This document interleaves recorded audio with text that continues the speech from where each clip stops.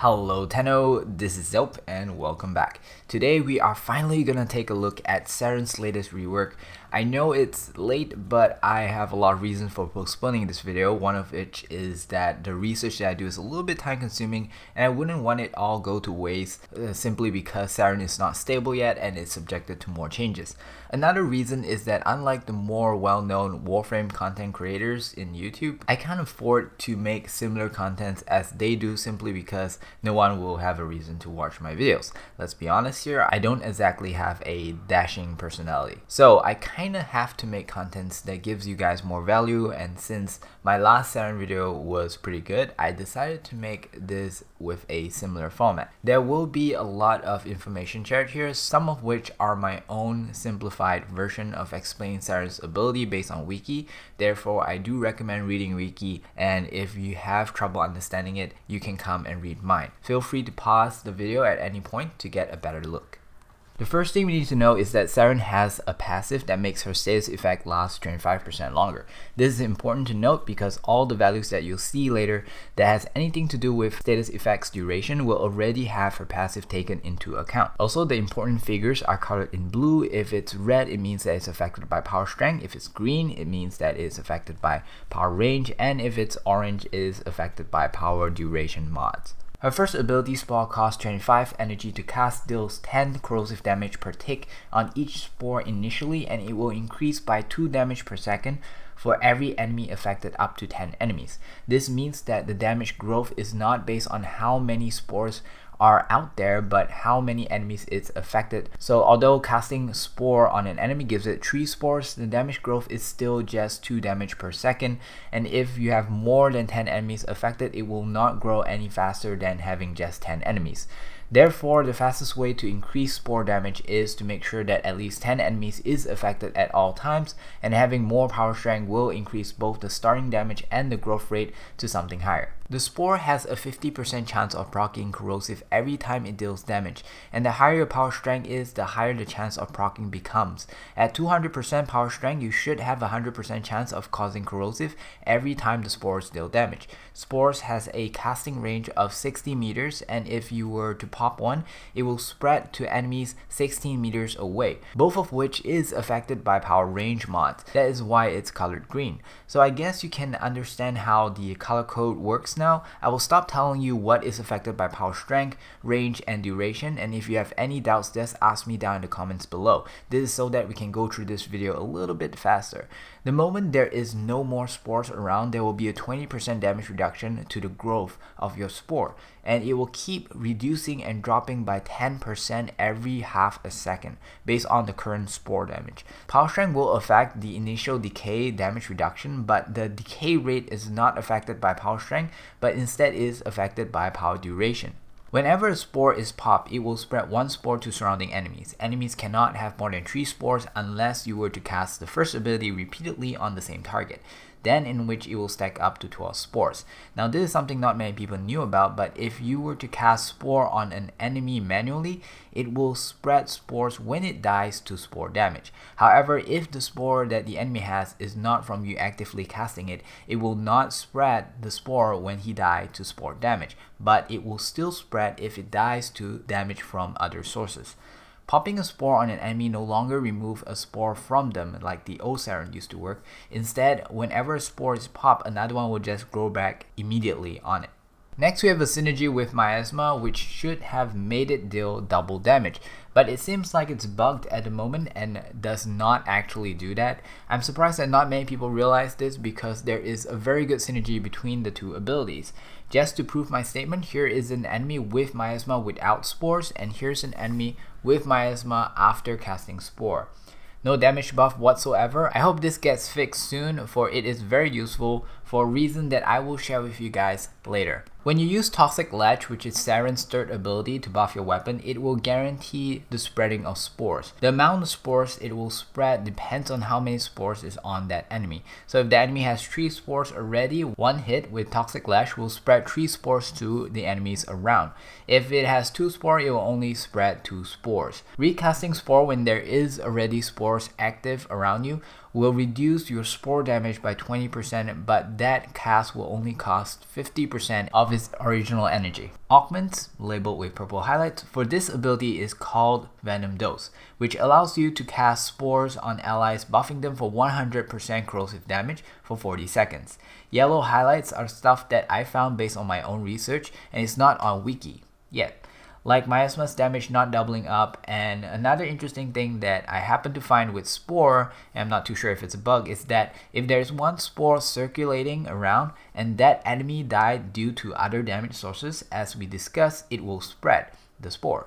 But before it spreads, it pops, and for a brief moment I believe that there is no Spore around, which seems to trigger the 20% starting decay in damage, and it is something that I feel is not intended. This does not always happen, but it does happen occasionally throughout my gameplay.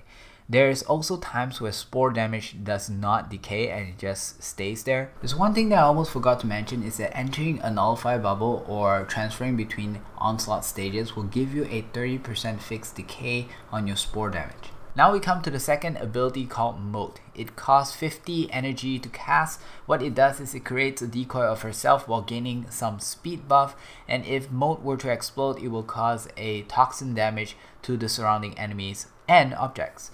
The decoy created has 500 health and can deal 400 toxin damage to enemies in a radius up to 10 meters.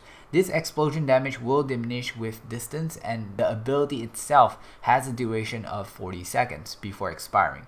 Molt will explode when it's recast, destroyed, or expires. It has a 100% chance to proc toxin that deals 50% of its initial explosion damage per tick for 11 ticks over 10 seconds. Molt is invulnerable to damage for the first 3 seconds, and for the first 5 seconds of activation, it will give you that movement speed buff of 1.5 times multiplier. How it increases the movement speed is still unclear, but it seems like it is separate multiplier from sprint movement speed given by Warframe mods. Molt can't be cast while tumbling, which is basically the rolling animation on the ground. Regenerative mode is the augment for Molt, and it heals you for 50 health per second. Although the augment says for 10 seconds, it's actually the beginning of every second that heals you. So basically 10 heals in 9 seconds. Knowing this doesn't really make much of a difference, but this means that even if the Molt duration is reduced to 9 seconds at 22.5% power strength, it will still provide you with 10 ticks of healing. Toxic Lash is the third ability that costs 50 energy to use. It gives the weapon 30% added toxin damage. Unless it's a melee weapon, then it gives you 60% toxin damage.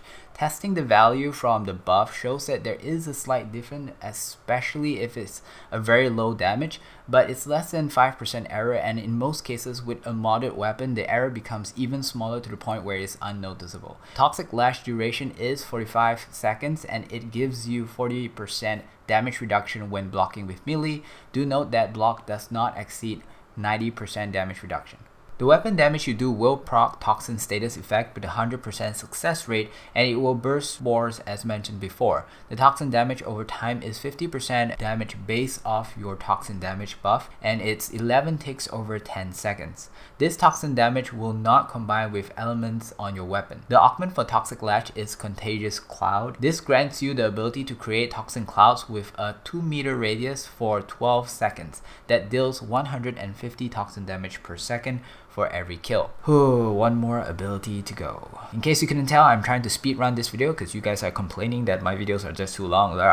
Finally, we come to Miasma, Saryn's fourth ability that costs 75 energy. This ultimate ability briefly stuns enemies and deal viral damage over time, while proccing viral to the enemy, which halves their health. It deals 300 viral damage per second over 6 seconds, and every tick of damage causes a 100% viral proc. The range of this ability is 20-meter radius. The stun duration, which is not mentioned on wiki, seems to be about 3 seconds, and it is not affected by duration mods. The stun cannot be reapplied instantaneously while Miasma is still active.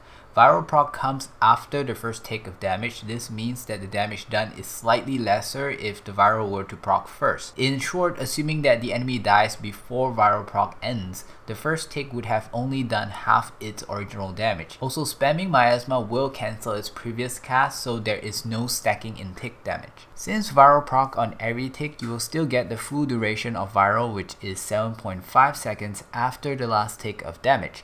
A full stun CC is possible by reducing Miasma's ability duration by 50% such that it matches the stun duration, which allow you to re-stun enemies right after the stun duration ends. And here is how it would look like. Currently, the most popular way of playing Saryn is probably the max range build, causing the spore to spread, affecting almost the entire map. It's easy to build and simple to play. You do not really need to spam skills or having high duration, saving yourself the trouble of getting efficiency and duration mods. But having max range does have some downfalls, like for example, you will have to equip overextended, which reduces your power strength.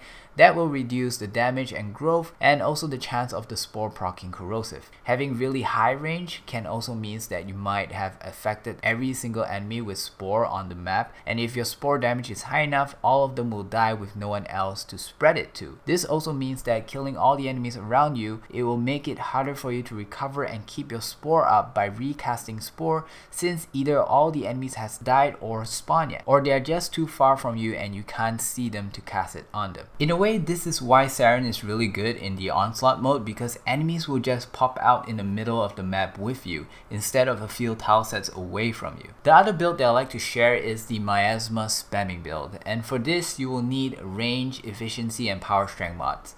This basically uses Miasma to deal damage on enemies and spread spores by killing them before the spore does.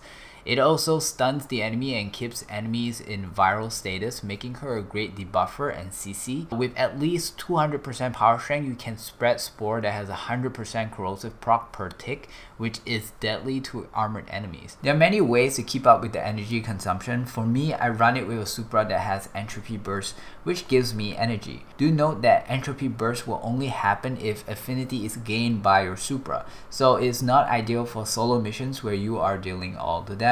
The fast fire rate of the Supra also makes it spread spore really fast with Toxic Lash and break nullifier bubbles effectively. This is probably the build that I prefer simply because it's a bit more fun, but do note that it is not the build for you if you are going for an elite onslaught, because you won't be able to spam her 4th ability over and over again. I've also heard of people playing around Toxic Lash due to its great damage buff, and also use Molt for the speed buff and healing. That would probably be a high survivability, duration, and power strength build. All in all, I think the new Saryn is really good. The new mechanics with the spore is creative, and it is a change that I'm fine getting used to. That's pretty much it for Saryn. If there's any information that you find important that I did not mention, please share it down in the comments so that the people and myself can learn about it. If it is good, I will put it in the description with your name on it. I really hope that this video helped you understand Saryn a little bit better. Now for a bit of announcement, this channel has been posting Warframe content for more than a year now, and seeing how much DE is still working hard, constantly bringing new things to Warframe, I believe that we still have a long way to go.